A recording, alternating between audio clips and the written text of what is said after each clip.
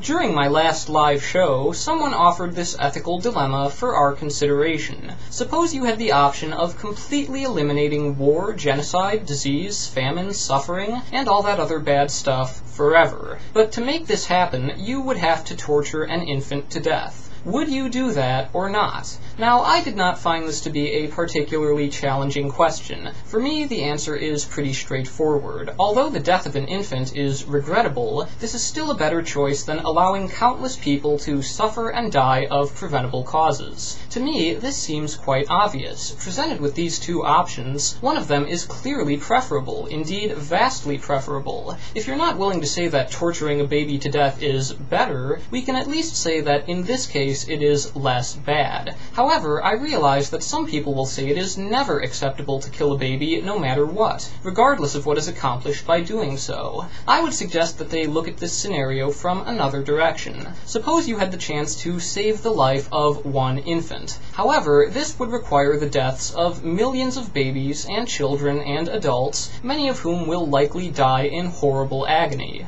Would you choose to save that baby at the cost of millions of lives? I doubt most people would. Now, I understand that some of the people who think it's always wrong to kill a baby might also think it's always wrong to kill anyone. It's entirely possible that in their view, they are acting consistently by both allowing millions to die so one baby can live, and by allowing one baby to die so millions can live. And this whole scenario was apparently intended to explore whether or not the ends justify the means. And that's often used as a characterization that seems to imply that if a certain goal is desirable, then literally anything is acceptable in pursuit of that goal. But that's a mischaracterization, because means and ends must be weighed against one another. Certainly saving the life of a baby is desirable, but not if it requires killing millions of people. Even though the ends are acceptable, sometimes the means are not. And it seems that those who reject this view based on the misperception that it makes practically anything permissible often go so far as to completely ignore consequences. They refuse to consider the consequences of an act when considering whether that act is right or wrong. But decoupling the consequences of an act from its ethical nature really does permit anything, because this view maintains that certain things are always right or always wrong, no matter what happens as a result.